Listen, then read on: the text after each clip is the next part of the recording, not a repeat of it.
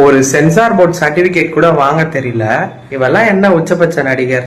இவனை நம்பி வந்த ப்ரொடியூசரை நடுத்தரல நிறுத்திட்டான். எப்படி 2026 எலெக்ஷனுக்கு அப்புறம் இவன் நம்பி போன மக்களையும் சரி இருக்கிற நிர்வாகிகள் எல்லாரையும் நடுத்தரல நிறுத்திட்டு இவர் ஹாயா டாடா காமிச்சு கோவா போயிடுவாரு. எனக்கு இங்க கல்யாணம் இருக்கு, முக்கியமானவங்க பர்த்டே பார்ட்டி இருக்கு அப்படின்னு சொல்லிட்டு இவ்வளோ நாள் படத்துல நடிக்கிறாங்க.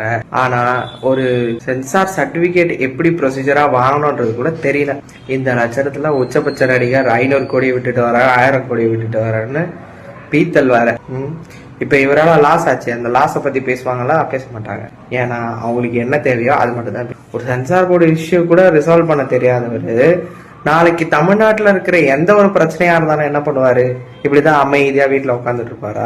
என்னங்க சார், டிக்கெட்டுக்கு 1000 ரூபாய் வாங்க வேண்டியது, ஆனா பாட்டிலுக்கு 10 ரூபான்னு மட்டும் பாட்டு பாட வேண்டியது. டிக்கெட்டுக்கு 1000 ரூபாய், டிக்கெட்டுக்கு 1000 ரூபான்னு பாட்டு பாடலாமா? இப்போ லாஸ்ட் படம் தானே, ஃப்ரீயா காமிச்சிட்டு போக வேண்டியதானே. இருங்க, டிக்கெட் கவுண்டர்ல இது ஓப்பன் ஆகட்டும். யாரெல்லாம் 1000 ரூபாய் டிக்கெட் வாங்குறாங்க, 2000 ரூபாய் டிக்கெட் விற்கிறானுங்க, எல்லாத்தையும் எக்ஸ்போஸ் பண்ணுவோம்.